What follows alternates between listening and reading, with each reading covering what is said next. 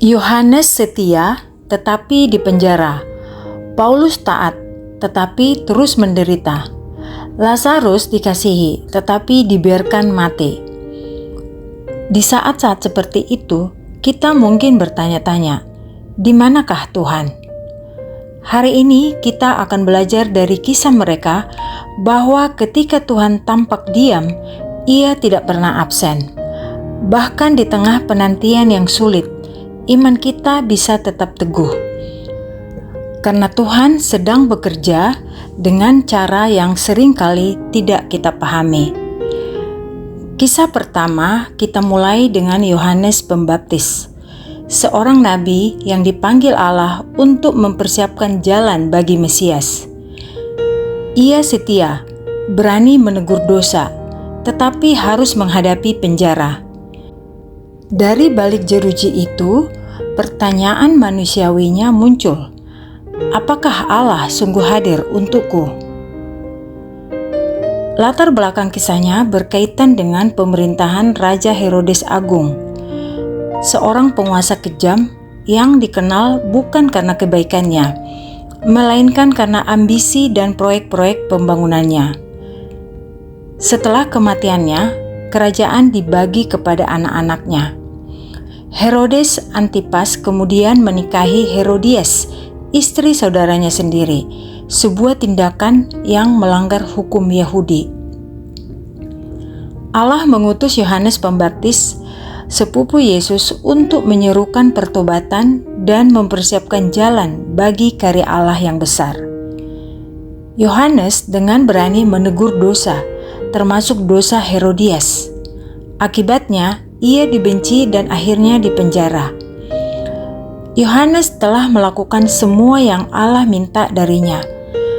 Ia mempersiapkan jalan bagi Mesias dan membaptis Yesus. Namun, justru karena ketaatannya, ia harus mendekam di penjara. Sementara Yohanes berada di balik jeruji, Yesus sedang menyembuhkan orang sakit dan menolong banyak orang. Yesus melakukan banyak mujizat bagi orang asing, tetapi tidak melakukan apapun untuk membebaskan sepupunya sendiri.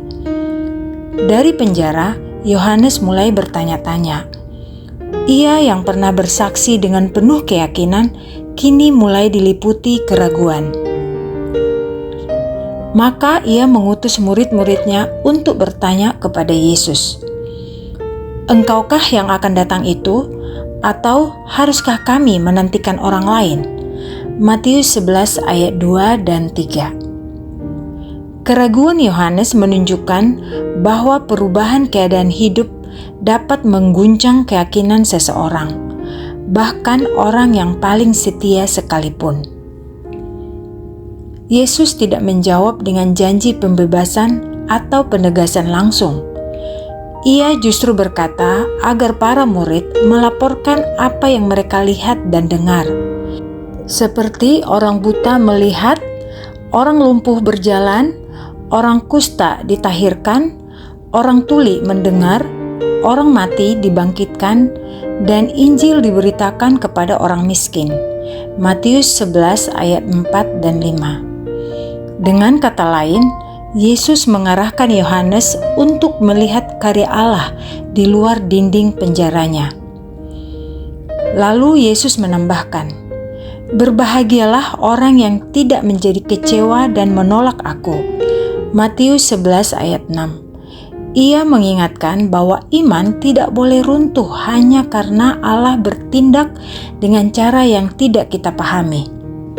Ironisnya, tentang Yohanes inilah Yesus berkata, "Di antara mereka yang dilahirkan oleh perempuan tidak pernah tampil seorang yang lebih besar daripada Yohanes Pembaptis." Matius 11 ayat 11. Yohanes tetap berada di penjara bukan karena kurang iman atau kurang taat, melainkan karena hal itu adalah bagian dari rencana Allah. Keadaan hidupnya tidak mencerminkan bagaimana Allah memandang dirinya. Bukti kasih Allah tidak ditemukan dalam situasi kita saat ini, melainkan di kayu salib. Kisah Yohanes berakhir dengan kematian yang tragis. Ia dipenggal atas perintah Herodes dan tidak lama kemudian Yesus sendiri dikhianati, ditangkap, dan disalibkan. Dan Allah tampak tidak melakukan apa-apa untuk menghentikannya. Namun, justru melalui peristiwa-peristiwa itulah rencana keselamatan Allah digenapi. Ketika Tuhan terasa diam, Ia tidak pernah absen. Ketika Ia tampak tidak bertindak, Ia tetap bekerja. Tuhan tidak lalai, tidak acuh tak acuh, dan tidak pernah terlambat. Di saat kita merasa terkurung oleh keadaan dan iman kita mulai goyah, kita diajak untuk melihat melampaui tembok penjara kita dan memperhatikan karya Allah yang sedang berlangsung. Kisah kedua tentang Paulus. Paulus adalah seorang yang membawa Injil keluar dari Yerusalem dan Yudea ke berbagai penjuru dunia. Selama sekitar 20 tahun, ia memberitakan Yesus di lingkungan yang keras dan penuh penolakan.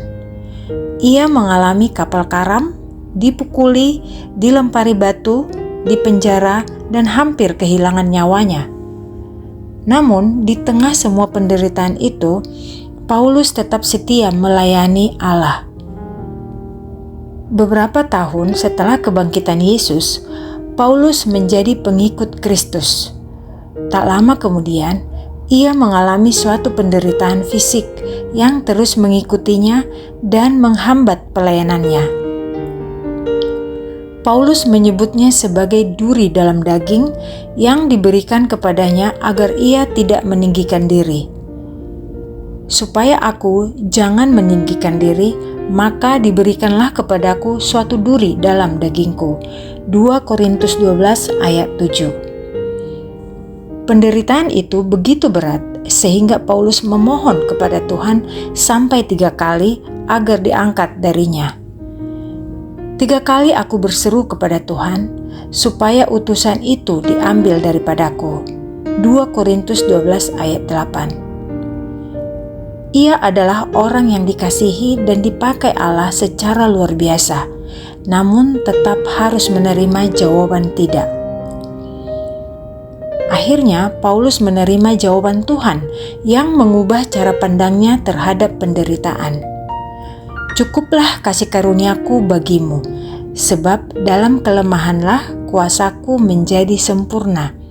2 Korintus 12 ayat 9. Tuhan tidak mengubah keadaannya, tetapi memberikan kasih karunia yang memampukannya untuk terus melangkah, kekuatan untuk bertahan, iman untuk tetap taat, dan keteguhan untuk melanjutkan panggilan Allah.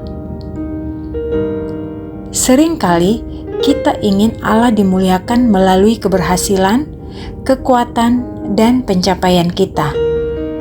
Namun Tuhan kerap memilih untuk menyatakan kuasa-Nya justru melalui kelemahan kita. Karena itu Paulus dapat berkata, "Sebab itu aku lebih suka bermegah atas kelemahanku, sebab jika aku lemah, maka aku kuat." 2 Korintus 12 ayat 9 dan 10. Kisah Paulus mengajarkan bahwa meminta Allah menyingkirkan penderitaan bukanlah tanda kurang iman. Kita boleh memohon dengan jujur, namun Allah juga berdaulat untuk berkata tidak. Jawaban tidak itu bukan tanda kurangnya kasih Allah, melainkan kesempatan baginya untuk menyatakan kuasa-Nya melalui hidup kita. Di antara apa yang kita inginkan dan apa yang Allah tetapkan, terdapat kasih karunia yang cukup dan menopang. Ketika kita berada di titik terendah dan merasa tidak sanggup melanjutkan, janji Tuhan ini tetap berlaku. Cukuplah kasih karuniaku bagimu. Kisah ketiga tentang Lazarus. Kisah Lazarus menunjukkan bahwa ketika Tuhan tampak terlambat, Ia tetap bekerja untuk tujuan yang lebih besar. Saat Lazarus sakit, Yesus sengaja menunda kedatangannya meskipun Ia mengasihi Lazarus dan kedua saudarinya. Yohanes 11 ayat 5 dan 6. Penundaan ini bukan karena ketidakpedulian, melainkan agar kemuliaan Allah dinyatakan. Yohanes 11 ayat 4. Ketika Yesus akhirnya datang, Lazarus telah mati dan 4 hari berada di dalam kubur. Saat semua harapan manusia seolah hilang. Yohanes 11 ayat 17. Dalam kekecewaannya, Marta menyatakan imannya bahwa Yesus tetap memiliki kuasa dari Allah. Yohanes 11 ayat 21 dan 22. Yesus kemudian menegaskan kebenaran utama iman Kristen. Akulah kebangkitan dan hidup. Yohanes 11 ayat 25. Dan mengundang Marta untuk tetap percaya. Yohanes 11 ayat 26 dan 27.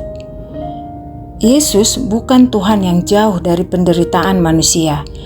Ia turut menangis bersama Maria dan orang-orang yang berduka. Yohanes 11 ayat 35 menunjukkan bahwa Allah hadir di tengah kesakitan kita. Namun, penderitaan bukanlah akhir cerita. Yesus menyatakan bahwa iman akan membawa kita melihat kemuliaan Allah. Yohanes 11 ayat 40. Akhirnya, Yesus membangkitkan Lazarus dari kematian dan melalui peristiwa itu banyak orang menjadi percaya kepadanya. Yohanes 11 ayat 45. Kisah ini mengajarkan bahwa meskipun kita tidak selalu memahami waktu dan cara Tuhan bekerja, kita dapat tetap percaya bahwa Tuhan berkuasa, peduli, dan setia menyatakan kemuliaan-Nya pada waktu yang tepat. Tuhan kadang menunggu untuk bekerja demi tujuan yang lebih besar. Dalam masa penantian dan kesulitan, kita diajak untuk tetap percaya, bersabar, dan berharap, karena pada waktunya iman akan membawa kita melihat kemuliaan Allah. Mari kita berdoa. Tuhan, tolong singkirkan segala gangguan dan kekhawatiran kami hari ini agar kami dapat berfokus kepadamu. Pada saat-saat Engkau terasa diam, ajar kami tetap percaya bahwa Engkau sedang bekerja. Dalam masa sulit, kami mudah meragukan kebaikan dan kuasa-Mu. Tuntunlah kami untuk memiliki keyakinan akan kasih dan pemeliharaan-Mu atas hidup kami. Tuhan, tuntunlah langkah-langkah kami dan arahkanlah jalan kami hari ini. Ajari kami percaya bahwa kasih karunia-Mu sungguh cukup bagi kami. Berilah kami keberanian untuk tetap percaya kepadamu, terutama ketika kami tidak mengerti bagaimana Engkau bekerja. Ketika jawaban-Mu terasa tertunda, berilah kami kesabaran, dan ajari kami menunggu dengan iman dan pengharapan. Kami bersyukur karena meskipun kami tidak selalu mengerti rencana-Mu, Engkau selalu bekerja untuk kebaikan kami, dan kami percaya kepadamu. Dalam nama Yesus Kristus, kami berdoa. Amin.